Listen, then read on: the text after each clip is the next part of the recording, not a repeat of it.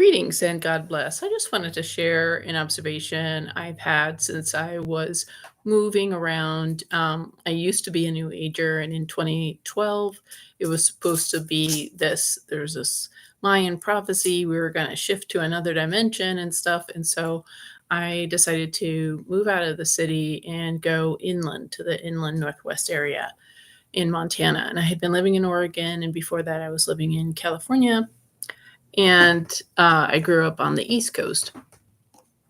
So um, when I moved from California, everybody complained. When I moved to Oregon, everybody complained about people relocating from California to Oregon. When I moved to Montana, everybody complained about people moving from California and Oregon to Montana.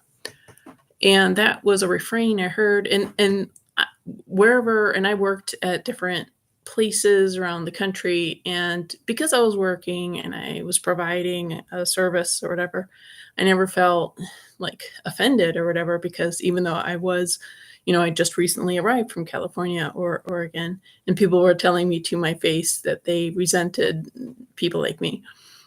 And they're probably right, but I'm not a driver, so I'm not part of their traffic. I'm not interfering with their parking. I'm one less car on the road and in parking and whatnot.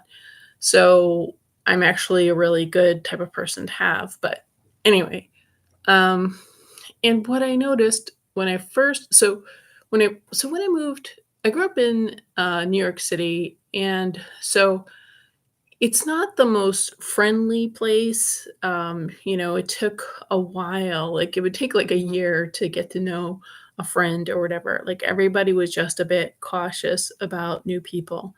But once we were friends, everything was fine. And this was elementary school. I mean, elementary school was a little easier to make friends, and then junior high and high school still, good. Like, people were good. Like, all the TV shows and movies that people that show kids laughing at another kid or whatever, that did not happen, um, in the malicious way that movies and TV shows like to portray American children, at least in that time period in the 70s and 80s. And, anyway, what I noticed as an adult moving to Montana is that there's this territoriality that women have.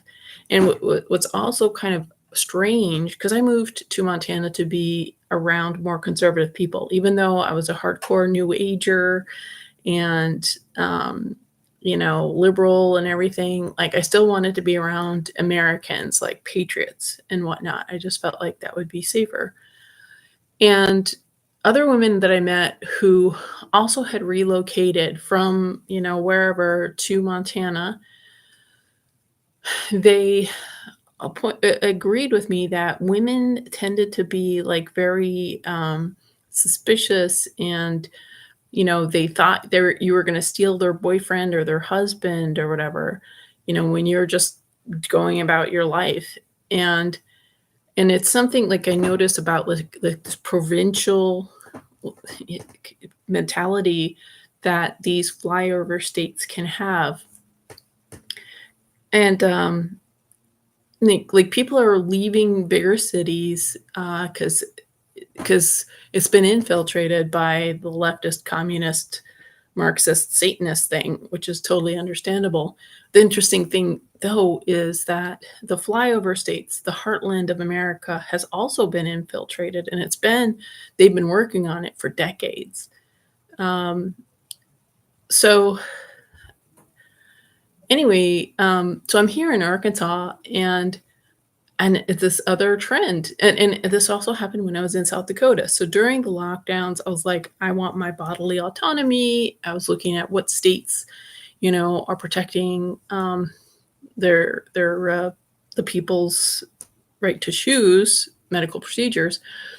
And so Governor Nome of South Dakota was doing a great spin story, so it sounded like they were going to protect our rights And unfortunately, once I arrived and I started participating in a patriot group, I learned that she was worse than Governor Newsom in California. She gave the health department powers that they're not elected to do. The government doesn't have the governor has no right to give. So it was actually worse in South Dakota, and even now it's being touted as like it was one of the free places. It was not. I was there. I would go to the library. I would go to a store, and people would try to bully me into having to wear a mask and bully other people.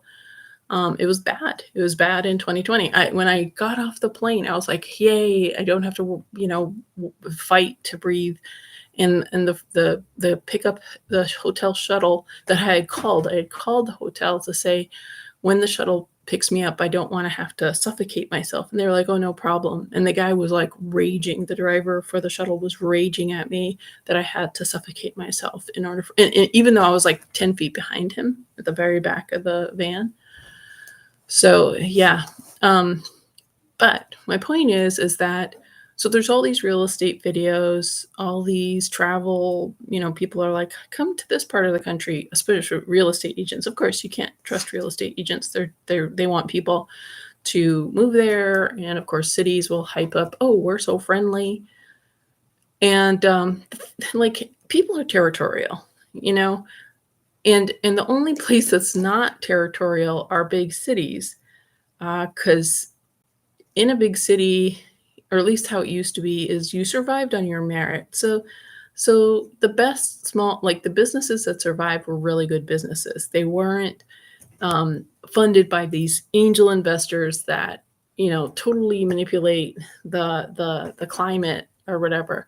And that's the problem with the whole angel investor thing, because they would just dump a whole lot of money into a horrible scheme, and that horrible scheme would just run everything out of business because everybody's like, "Oh, all these influencers are hyping the horrible scheme," and so all the real legit stuff died out, and then we're left with this crappy, horrible scheme that now we have to just live with it. So, but back to what I'm talking about. So, women, I think, make these flyover states really, really bad. Um, because they're territorial, and um, they don't have a good relationship with the men in their lives, whether it's their father or their husband or boyfriend or brother or whatever, male boss or son. I mean, I'm speculating, but the female toxicity that I encounter is notable. And I've talked to other women uh, who, in kind of younger than me, in a different demographic, and they would say like a similar thing, that there's this. It's I guess it's like this clique. So folks who are like, "Yeah, come move to Arkansas, come move to Montana, come move to Alabama," or whatever. Now, I don't know about Alabama, Mississippi, Florida, and whatnot, but okay, so, we know that people in Florida don't like the snowbirds. People in Arizona are annoyed by the snowbirds because the snowbirds mess up the traffic and blah, blah, blah. But my point is that, what I'm realizing is women are territorial. There's a limited amount of men to go around, and the men that these women have married or got into the hostage situation of a relationship, it's just, I guess it's very tenuous or something like that. And also, like, there's this mean girl clique mentality, like a mentality that seems to be prevalent in, well, I'm gonna say in the United States, especially in these more heartland areas. And I wouldn't it's of course, it's not every woman. I've met some really nice ladies, normal human beings, but I'm thinking this kind of this hustle culture, which, I mean, hustle is a term. When I was growing up in the '70s, it's like it's a prostitution kind of a term, And so women are trying to they're trying to be the man and the woman. They're trying to be the breadwinner and still be a woman. And that's a very hard balance. It's an impossible balance, and I think that's why we see like so many women behaving badly. Um, just yes, they've made their money. Maybe they made their money, they're very successful and they look glamorous or something, or their bank account is amazing, but at what cost? Um, and of course, to each their own. But what I'm talking about is when if you're a woman, if you're a single woman relocating to one of these flyover states, prepare for women to hate you and to target you and to try to ruin things for you. If you're well off, young, married with like small children, you're going to be welcomed. Every community seems to really like that and bends over backwards to support that, even if you're a poor, black lady or something like that, because every city is going to exploit you. They especially want children. They want children, I think, for human trafficking, for some type of trafficking, and like women who are older, no family. Were like I noticed this when I was in Montana, and it's not just white women, it's not just black women, it's both. Um, like we're regarded as extraneous, it seems to me, and like life is torture. Like when I was in Montana, it was like I could feel the city saying, "Die already! Why aren't you dead already?" And I heard like Native women were killed like every day, thrown off the bridge every day, um, or every week or something like that. And I when I was there, it was like I think I saw one newspaper article, like it wasn't even talked about or something like that. So, anyways, what I'm trying to say is, the city is going to lie to you and say we welcome everybody. They're not going to be honest, and the women are going to be like, "Yeah, we welcome." Like I saw this video, and it's like, just look at these people's eyes. like like there's some mean people that live in these areas, and they're so spoiled by the generational wealth that they have been blessed by. They haven't had to struggle to make a living. And I think that's part of the problem is, like, these people have such luxury and wealth and security, and maybe they compromised and stuff for all of that, and so their soul is dead or something like that, but, like, because when I would move somewhere, I would just be like, "Oh, people are just gonna judge me on my merit, and, as long as I'm a good person, things should be fine." And of course, 2020 and the riots, the BLM riots, and then the lockdowns, and I think, like, with the lockdowns, like, people were all gung ho. White people, educated white people were all gung ho about the riots. Yeah, riot, sure, sure, riot, even at the same time that they're masking, that they want you to mask, that they want to imprison you for not masking or getting tested or doing injections. But they're like, oh, yeah, fill the streets, burn the cities down, like these same people. I mean, it's insanity. We are living in this like dystopian horror movie documentary. Um, and so I'm just saying that it's not easy, and it's not even necessarily safe. Like, and it's not like necessarily criminals on the street. It's this psycho mentality, this mean girl, this bullying mentality of other women in these places. Because nobody's saying, "Oh, move to LA." It's January 2025, and it's being burned down now. Nobody's saying, move to New York because there's all sorts of violence going on in the subway or whatever, and on the street, you know, guys are bashing women in the face. and police don't do anything. I was in New York, was it last summer or the summer before? The summer before. And there was somebody being, saying violent things to this pair of blonde ladies walking by, and then the guy started saying violent things to me. And there were 3 cops there. Didn't say anything to the guy. So you're on your own. Nonetheless, though, like, people aren't, like, looking at you when you're in New York or San Francisco or LA, like, like you're gonna steal their husband or something like that.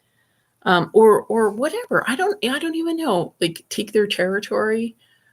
Like, it's like high school, I guess. And so when people have this generational wealth and they've lived in the same place all their life, and it's very, I don't know. I mean, I didn't grow up in the same place all my life, so I don't really know. I'm trying to figure it out. If you guys have any thoughts to offer, I'm open.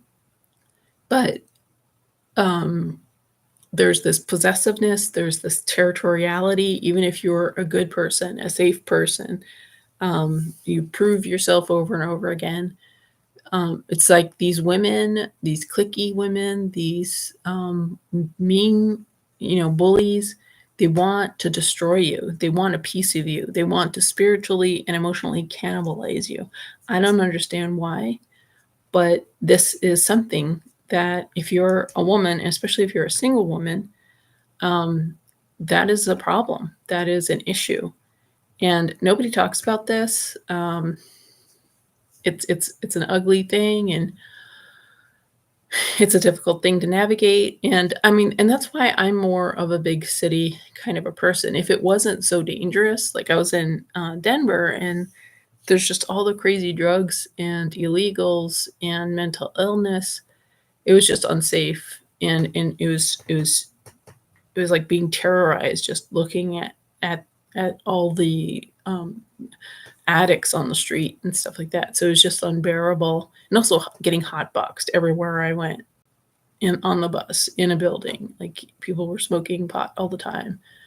Um, so so anyways, like, big cities are a tough place now because drugs are just everywhere, and criminals are everywhere, mental illness is everywhere, homelessness is everywhere. It's like everything's off the charts, and the leftists are like, "Yes, more illegals, more homelessness, more addicts. Yay. This is freedom." And the thing is, these leftists who are voting for this and they're going to meetings and they're taking positions for this, they're in their little gated community. They're just driving to the restaurant. They never have to really live with the consequences day to day, moment to moment of taking the bus and having to be around somebody who's drunk and wasted and violent, um, like I do, because I take the bus. I'm walking on the sidewalk. And anyway, so I guess this is a bit complicated, but I'm saying, like, folks might be like, oh, yeah, maybe I'll move to Arkansas or wherever. And I'm just saying you need to get a sense of the women there, because they can be really vicious and malicious and try to ruin things for the woman that's around. And I think if you're more protected, you're more insulated, if you have like a posse, if you have a family, if you have a group of people that you're surrounded by. But if you're solo, like, it's not that easy to move to these places. And like it's like it's interesting. These women, these cliquey women, like, these are un-American people. These are the most un-American, fascistic, totalitarian people. They're worse than Hitler or whatever. They're as heartless as Hitler, and there's nothing you can ever do to please them. So and I don't think every city is like that. I didn't find it quite as bad. I was in Virginia, and the thing is, there's a lot more people. There's a military base. There's a lot of people that come from different different places, so it wasn't that clicky.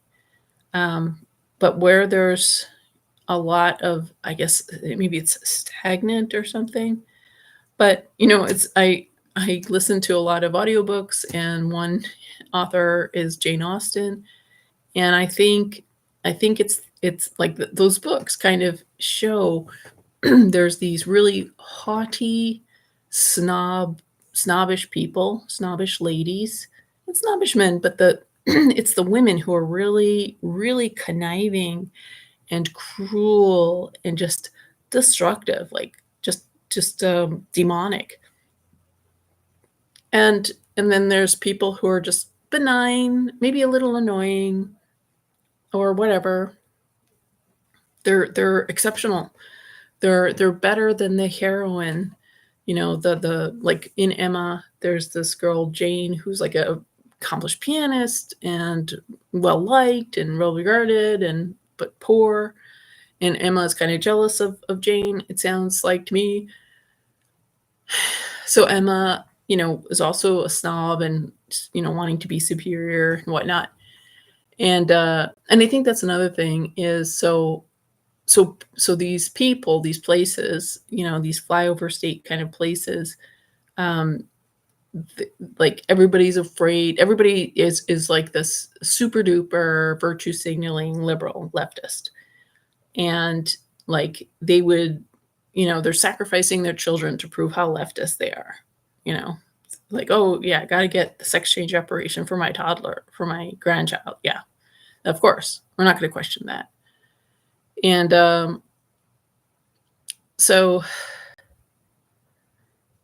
so it's just this reality, and like I guess they're overcompensating for their shortcomings, because the thing is, when you have lived in the same place and you don't travel to other places other than as a privileged first class traveler going to Barbados or something like that, like, you don't really have life experience because you're not working in Barbados, you're not taking the bus in Barbados, you're not having to go grocery shopping and doing your laundry and deal with the power company and the telephone company in Barbados when you're traveling. And when you've grown up, like all 5 generations of your family have always been in Wyoming or whatever, and then you move to South Dakota, you get this whole paradigm shift because you're talking to somebody from Jamaica on the bus and then you call the power company and somebody's from Mexico answering the phone. And then you're at work and somebody from Massachusetts is your coworker or something like that. Like, and so all these preconceived notions and self-satisfied thoughts or whatever, or I don't know, it's like tenderizes people's consciousness. There's not as much of that kind of snobbery. Even when I was growing up, like in New York, rich people took the subway and the bus. It was just convenient and it was cheaper. And, they weren't rude, and they just it seemed, like nobody was like, you should die, for existing. Even the homeless people, even the messed up people. I just didn't get that vibe. It's like, okay, you're doing your own thing. That's your choice or whatever, your situation. Um, but like I just feel like there's this malevolent force, this malevolent thought form. And it's from the leftists, the blue-haired, like looking like a parrot from the tropics type of people, to you know, uh, I don't know, entrepreneurs who may not be leftist. I mean, it seems like women are really leftist, even in all the flyover state kind of places. Like they just feel guilty, or that the left knows better than they do. Um, and I think it's weird because I've met like Vietnam vets and like older guys who also have drunk the Kool-Aid and seem to they condone the left, even when I'm saying I think it's a bad idea for children to have sex changes. And they're like, "No, it's a good thing." Um, so, definitely there's some weird psychological operation and this spell casting witchcraft. People are under a spell, and I think it has something to do with mobile phones and blue lights and 5G towers and I don't know, nanotech and injections, of course, and who knows what else. But moving is not so simple. People are not behaving like normal human beings, and they're not behaving like decent Americans. And this was well before 2020, is what I'm talking about. Because I was noticing this, maybe like 2014, 2015. So, um, so it's not easy to move. Don't you like if you're a single woman and you move, you might be very isolated, like really toxically isolated if you don't have a lot of money. I think if you have a lot of money, you'll do better because the hairstylist is gonna, be nice to you, and the nail person at the nail salon is gonna be nice to you, and whatever. As long as you're spending lots of money, people are gonna be nice to you, and you're gonna have fake friends who are gonna try to, get you to buy their Amway product or, have you pay them to be your naturopath or something like that. Because that's what I've noticed is like there'll be like the social interest group, and everybody's going to the social interest group as a social climbing thing. It's not for the actual purpose of the social interest group. So I don't know if this is just where I'm at in Arkansas. I don't know if it's this part in time and culture in the United States, but like we're not in Kansas anymore. We're not even in America anymore. I think, and I don't know where it is. I don't know where America is. Because I'm here in Arkansas and I've gone to patriot groups and I'm like, they're not even behaving like decent people. Um, that hasn't been all patriot groups. It's just been my recent experience. So we can't assume like the common decency, like we can't take for granted like fundamental common sense stuff that we did maybe 10 years ago or 5 years ago. And if you're moving, I'm just warning you, if you're a single person with a fixed income, that you can't, like, you might be seen as a nuisance and or a threat if you're, for some reason, just like, especially when there's like a limited amount of guys around. And the thing is, there's a limited amount of heterosexual men around because of the whole gay trans agenda. So like, how many guys now are gay and trans compared to 50 years ago? So women are just like really like territorial, I think, maybe because of that. I don't know. So I've just been thinking about this. What do other people have to say? Have other women noticed this? Have guys noticed this? So yeah, like I feel more comfortable in a city, where women are not so territorial and cliquey. And if they are, there's just a lot more people to interact with. Um, and there's probably really wonderful people that are out in the suburbs, who live 20 miles away from the next person, and God bless them, but those aren't people that I'm interacting with that I can even speak about because they're out in the boonies, just away from society. I'm talking about if you're, you know, in a city that has bus service and a library and, festivals and stuff like that. And it's just it's tough. It's tough. I don't know if maybe it's always been this way. And of course, I'm in my mid 50s, so this is new to me. Um, but it does seem like there's something um, noticeable.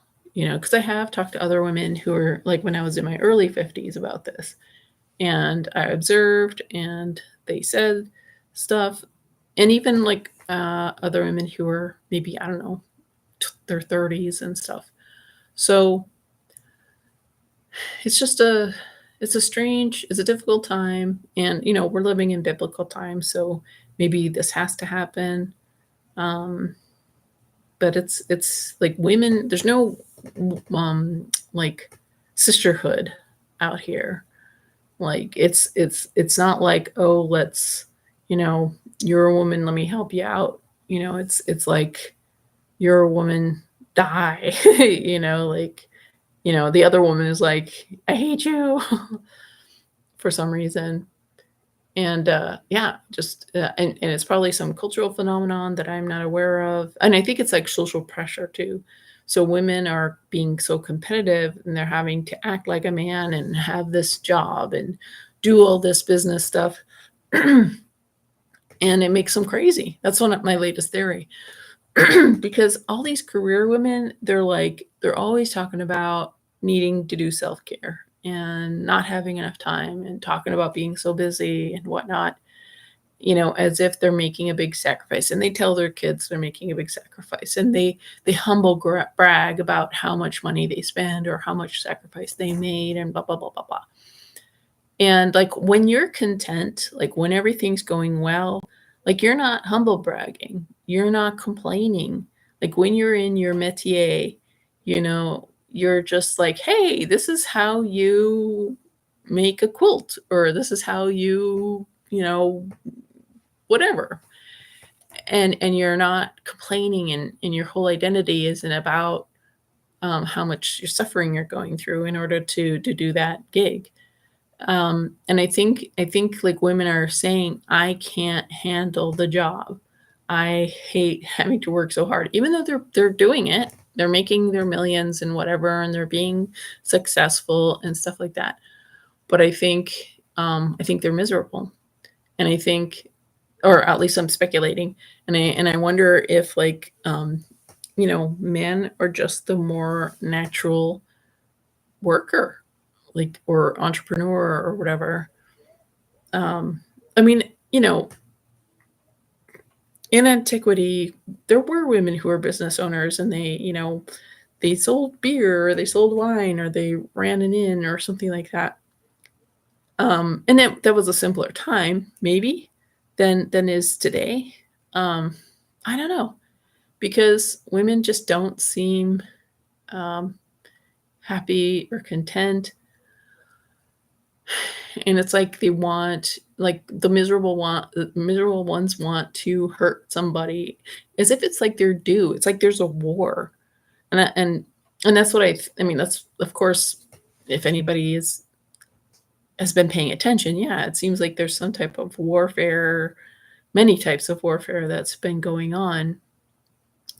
And yeah, it's a challenge. And I just want to give anybody who's considering relocating, like, have a heads up, because it's not so simple as a cheaper cost of living and more nature and whatever.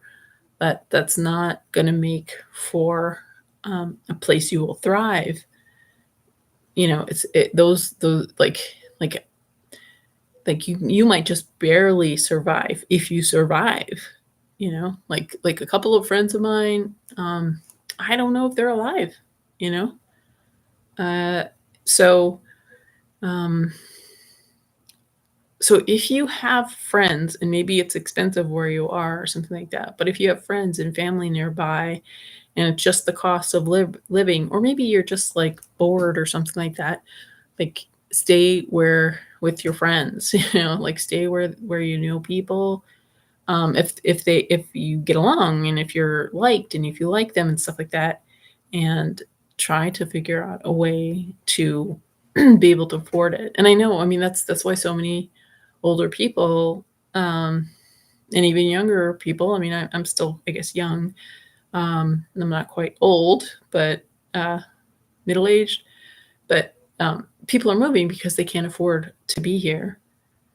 And it's like, it's crazy. Like, hearing how illegals are getting like, I don't know, is it $35,000 a year of benefits? Like thousands in EBT and a free home and car and stuff like that. And I've never had that. Like I've never been able to make that much in a year, despite trying, applying to jobs and whatnot. So yeah, it's just this crazy. Like I'm like, could I apply to be an illegal? So like maybe I can get this. And I think somebody I know tried to do that. Somebody I know knew somebody who tried to do that, and of course they couldn't. Um, so yeah, it's a tough time. And there's people, really nasty people, who are like, just get a degree, get a better degree, and get a better job. But the thing is, and like, I don't know, like, if people have to know somebody, um, or what, but like, it's a thing on social media. People are saying on social media that there's a lot of fake job postings out there. And so you apply, and the job is just yanking your chain for some sort of internal thing that they have to do, some sort of quota that they have to fulfill, but they're not even like looking for an employee. So it's just it's a tough situation, um, for people who are sincerely like they want to offer whatever skills they have to the world, and it's just not happening. And I don't know, like maybe, it's like people who are having a hard time need to learn just like mow lawns, like just do lawn mowing or open a restaurant or something. But I doubt that that's an easy thing to do.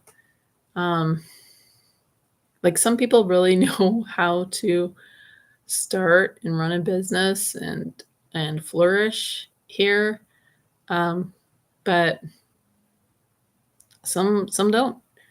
And and the way this America has become has made it very, very challenging, to just exist, just to just to just to do the day to day survival things. And it doesn't help when women are like trying to destroy you, like, because like I don't even know, like, other than them just uh thinking I'm cluttering up the landscape or something like that. But yeah, it's a tough existence. But for some reason, like I believe in God, and God has put us all here for one reason or another, and just how to, like, what is it he wants me to do. And that's the purpose that I'm sharing this information. Is it's probably not a lot of people are in my situation, so it's very unique information, but I think it's important. Like if you're a solitary woman, and I'm just looking out for you, like if you're a solitary female and you're thinking, oh, let me move to Wyoming or whatever, like I think it's really important to understand the emotional health of the place that you're moving to, and particularly the women. And I'm still trying to figure out how you analyze that. And I think there's something up with the generational wealth and limited men. I'm thinking, I don't know, I'm guessing. And I mean, it doesn't help what happened the past few years, but even before the lockdowns, I was noticing this weird clicky um, quality of women. So yeah, it's just this. It's challenging, and you would think that women would be, like these leftist women would be supportive of another woman who was kind of non-traditional, because that's I mean, I'm non-traditional, I'm not married, I don't have children, but it's like, even though they're the left and they're all about trying to find their children and grandchildren, they're offended I exist. So I don't get it. I don't know. Do you guys know why the world is the way it is, other than demons? So anyway, I just wanted to put that out there in case this might be helpful. And I'm thinking, like, what are the most intelligent, like, emotionally intelligent places? Like, when I was I found, in the '90s, San Francisco was emotionally intelligent, even New York, and and the thing is, though, then drugs, then prescription meds like Xanax and Prozac and everything, that took over the whole emotional introspection, personal growth stuff. So everybody just got doped up because it was just easier to take a pill than go to meetings and therapy, work on relationships. And, so we've kind of surrendered our emotional intelligence. Yeah, there's some holdouts, praise the Lord, uh, but there's very few role models of emotionally intelligent people. And so, yeah, like what's the most emotionally intelligent city? And I don't mean totalitarian, people capitulating to the left.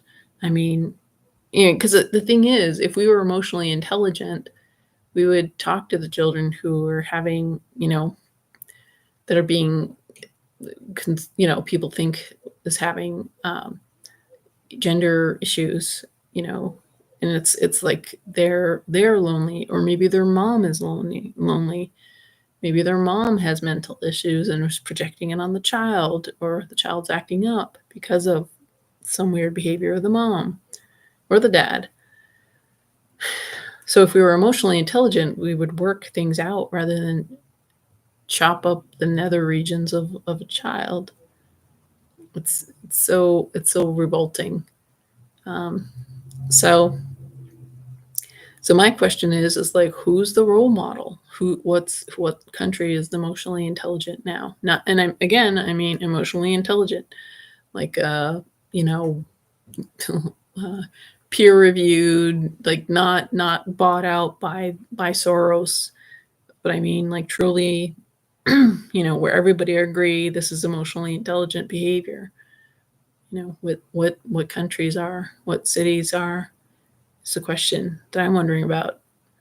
So, if you have any thoughts about what's an emotionally intelligent city that's not hijacked by the left, let me know.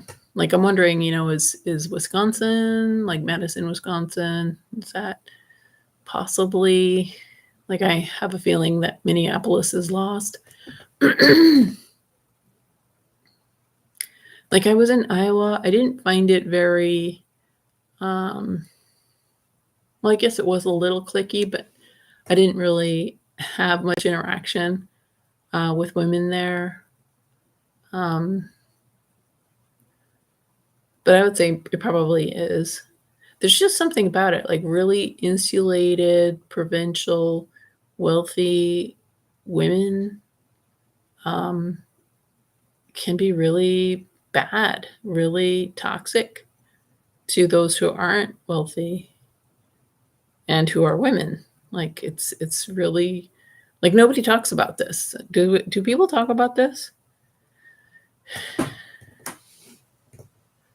So it's a new revelation I'm having in my life. Are other women having this difficulty? Like, how do you handle it? I move, but, like, is there another option? So, anyways, let me know what you think. Thanks for watching. God bless.